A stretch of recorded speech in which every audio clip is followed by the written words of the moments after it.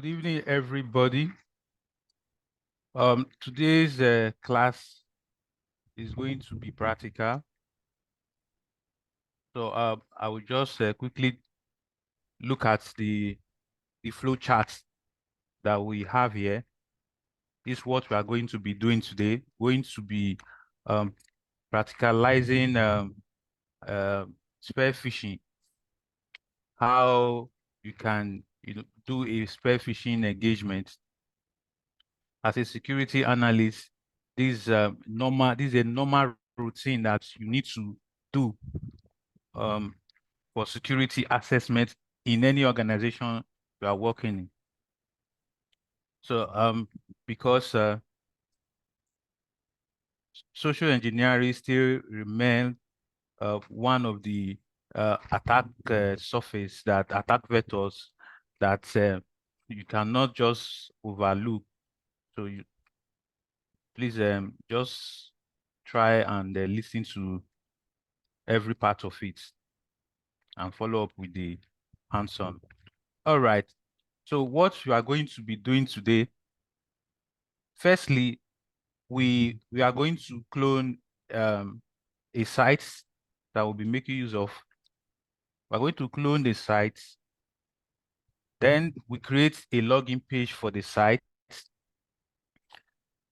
Then we'll move to where we can compose the phishing email. Then we hide the link on the content of our composed email.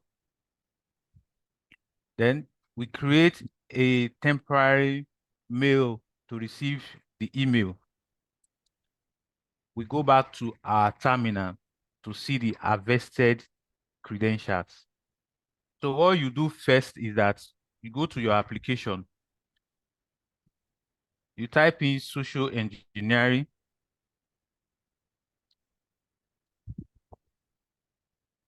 toolkits. Before you finish typing it, you see it displayed. So you click on it. It's going to ask you for a password. So for me, I've changed my password.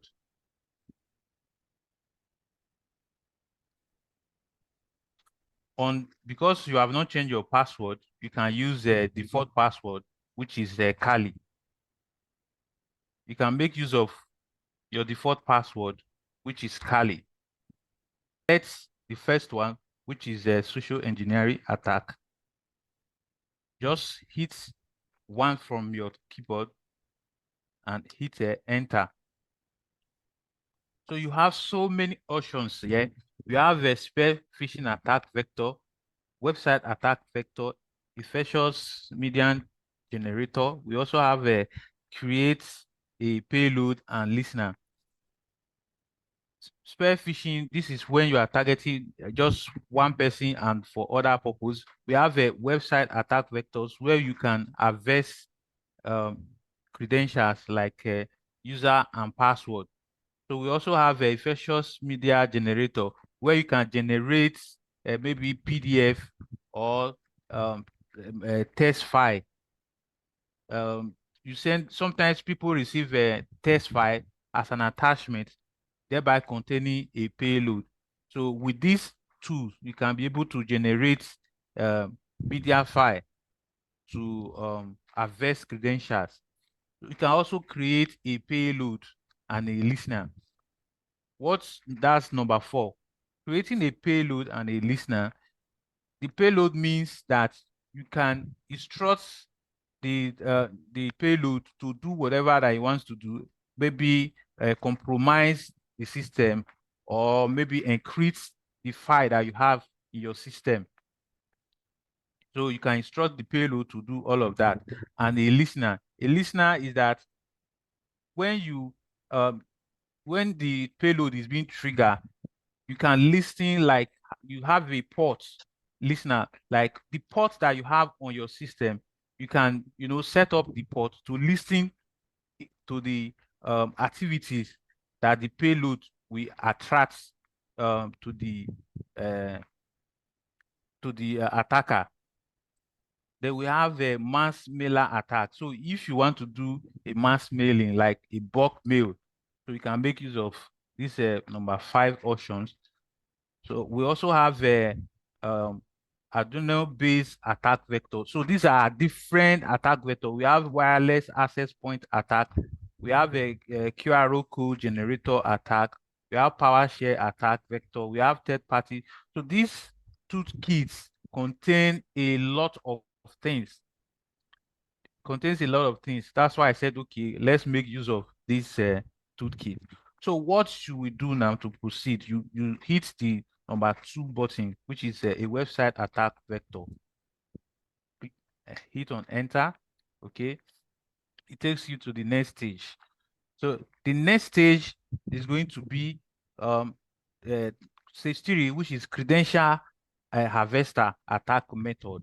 So we'll be hitting number 3 option here, which says credential harvester attack method. Okay, so you move to the next stage. The next stage states that 1, web templates, 2, site cloner, and 3, custom import. On web templates, so you don't have much web templates on this toolkit, but if we are going to make use of other tools like Hidden Eyes, which has so many templates, that you can make use of. But on the second option, you can clone any site, and you just don't clone a site for you to use for this kind of spear phishing engagement. What you do is that you look for a login page of the site, because it must contain a form, is a form and a submit button, because the script that is written on this tool help you to harvest um the credentials. Then it also look out for submit button, where you have submit button on the script or on the code that you have the login form. So before you can clone any site, ensure that what you are going to put on this terminal should be a login page. Don't worry, we are going to do that. We are going to work with the first one, then we'll come back again and work with the second one, which will give us an avenue to put the website that we are to use for the attack.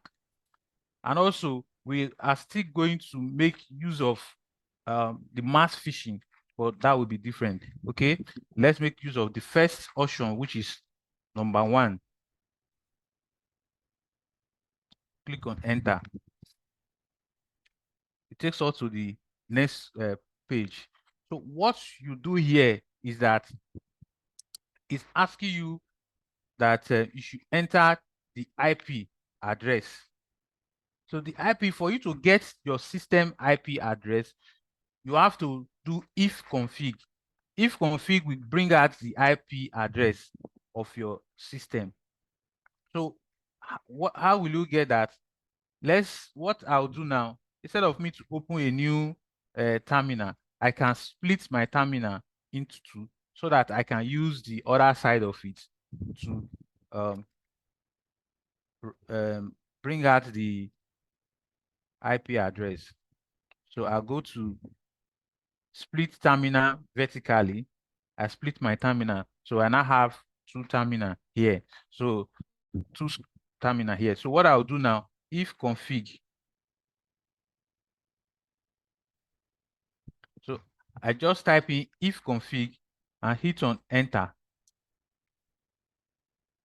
So as you can see, you see the display of different IP addresses. You see there is a default localhost IP address. You see net mask there. But what we are looking at here is this init IP address. So you pick this one. This is your wireless LAN, like WLAN. So this is where you pick your IP address. This is my 192.168.0.1 06. So that's mine. So I will just copy it. Go to copy, select it and copy. Then so I can go back to my terminal and paste. You pasting to your terminal, you have to use Control Shift Z. So you cannot just use Control V and paste. It's not going to work. It's not going to work. So what you do is Control Shift Z. So it will bring whatever you copied and put it here. So if you can memorize it, you can also type it. You hit on enter. Okay. It takes you to the next stage. This next stage, it gives you different options. We have a Google here. We have a Java required. We have a Google and we have a Twitter. Let's take, for instance, you are tricking the target with Google login. You want to harvest through the Google login. So what you do is that you use the second button here. You hit on the second button, then it's going to, immediately I hit it, it's going to clone that site. It's going to clone the site. Good. It has cloned the site. As you can see from here, what is written here is cloning the website www.google.com. This could take a little bit. Okay. So now you see what is written here. The best way to use this attack is if the user and password form feed are available regardless. This capture all posts on a website. That is what I explained earlier. So there must be a feed for form before you can be able to make use of it. Okay. So right now you can see it's already waiting for you to enter the credentials. It's waiting for your credentials to come in. So you see that this port is listening on port 80. So it's already listening on port 80. So immediately we use our local host. We are going to the website. We are going to open a website now. We'll go to our website.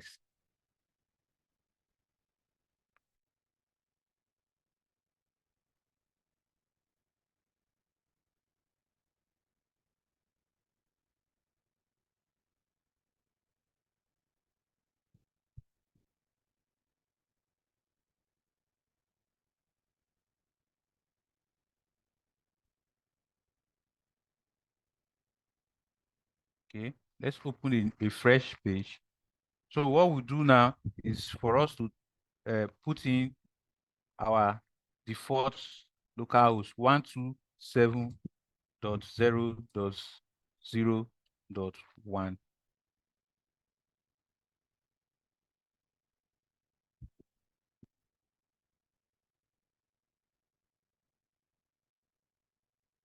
So as you can see, if you enter 127.0.0.1, which is your default local host, it will bring out the clone site.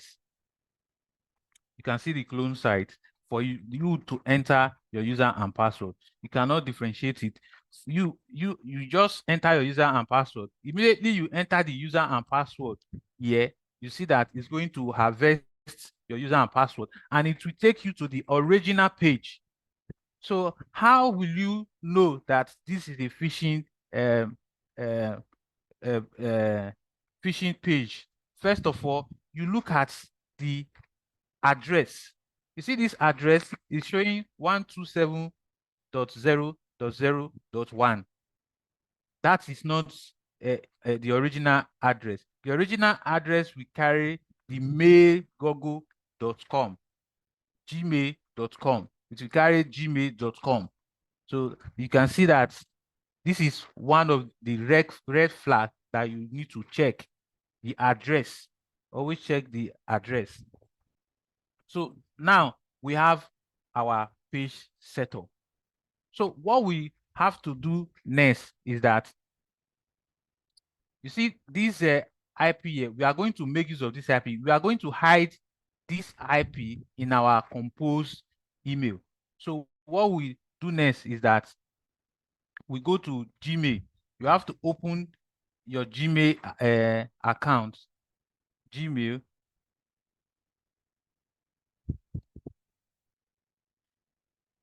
the original Gmail account, so that you go to compose.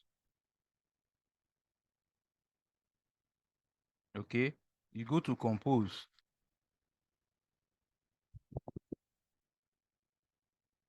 All right. So secondly, you open another tab. You open another tab, which is a temporary mail.com.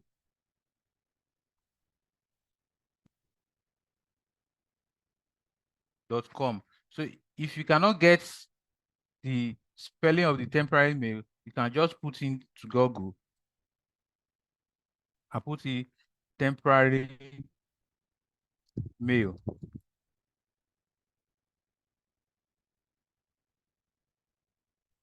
So there are so many temporary mail in Google. So you can choose any of the temporary mail, because you are just going to test it. So you are not going to put so many details. So whatever you are entering there, shouldn't be your real identity. So be careful. Okay. This is temporary mail. So now we have our temporary mail. It's going to generate an email for us, because whatever email we are sending now is going to come to this place. Okay. So this is the email. It has generated an email for us. So what you do next is that we are going to copy this email, but let's compose our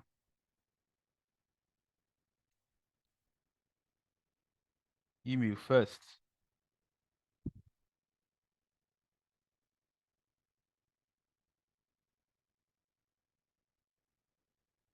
So let's compose our email.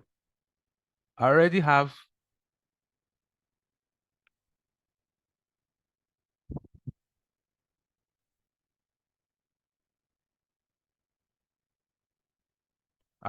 a composed mail here.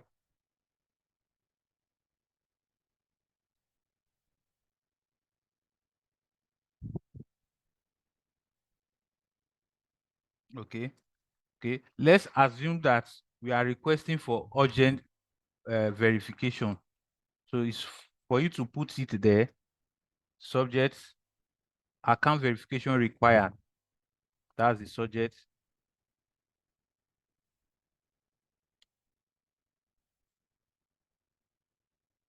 So you put the name of the employee. Let's assume that the person's name is Dear James. Dear James. So you now say we are conducting a routine security check on all employee accounts to enhance our system security measure. Your immediate action is required to verify and update your account details. Please click here on the following link to follow with the verification. You will receive the email like this. Then what you do next is you put the link here, that's localhost, where that website is cloned. You put the localhost. This is the localhost here, 127.0.0.1. So you come to this place, you click on it, you highlight it. Then there is a button that is under the compose insert link. You click on it, it will bring out this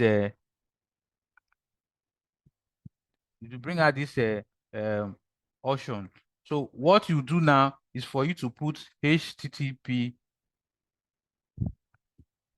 just for you to put the 127.0.0.1.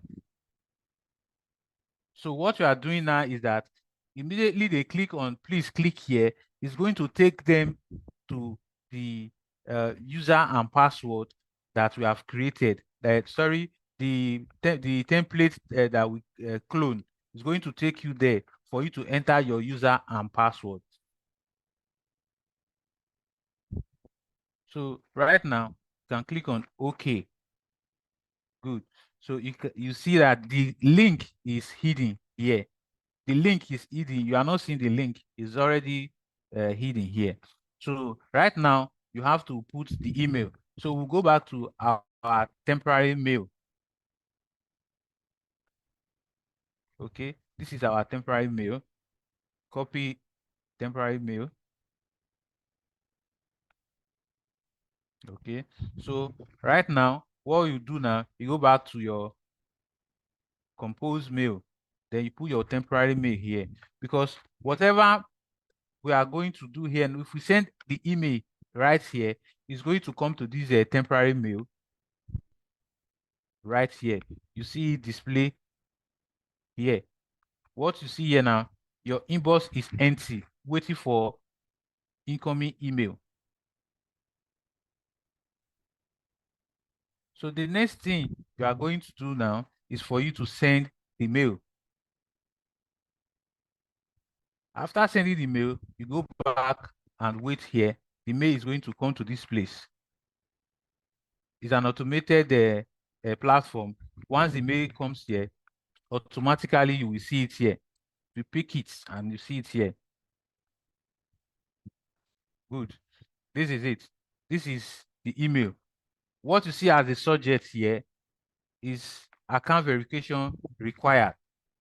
That's the subject. In a real life engagement, the email that you are going to see here is a spoof email. It's going to be exact email that you have with the organization. It's not going to be this email. For demonstration purpose, I just make it to be this email. So in a real life scenario, I'm going to tell you the procedure to go about it.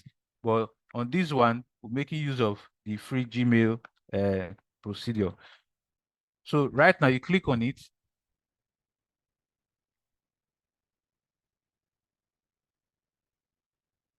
You can see the email. You can see the dear James, we are conducting a routine security check on all employee accounts.